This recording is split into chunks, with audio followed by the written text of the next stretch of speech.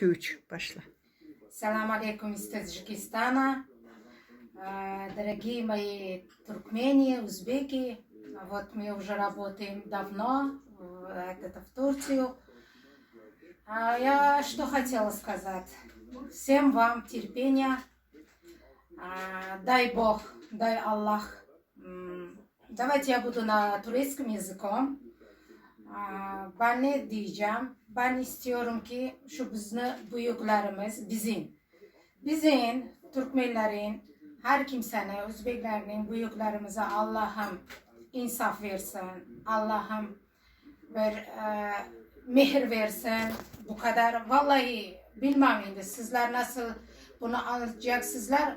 Ne kadar bu çok kötü ki insan memlekete gidebilmez. Bu çok ayıp. Çok iyi Türkmenler bilen dostluğumuz var burada. Çok iyi hanımlar, çok iyi insanlar var burada çalışıyorlar.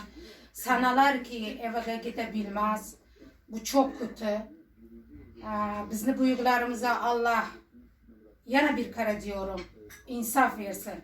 Birinci biz unutmak bu çok ayıp. Biz Müslümanız. Elhamdülillah. Bizim memlekete gidişimiz, gelimiz her insanın toprağı var.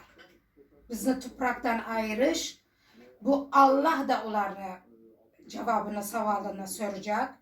Şu için her insanlara, Türkmenlere, sizlere, dostlarım, çok sizleri seviyorum. Çok iyi insanlar. Sizlere Allah sabır versin. Sizin Cumhurbaşınıza insaf versin, mehir versin. Sizlere yardımcı olsun. Her şey yoluna gelsin. Uçaklar açılsın. İyi biri gelsin.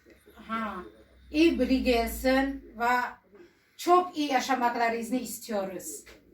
Sizlerin dostlarıyız Tacikistan'da. Selamlar.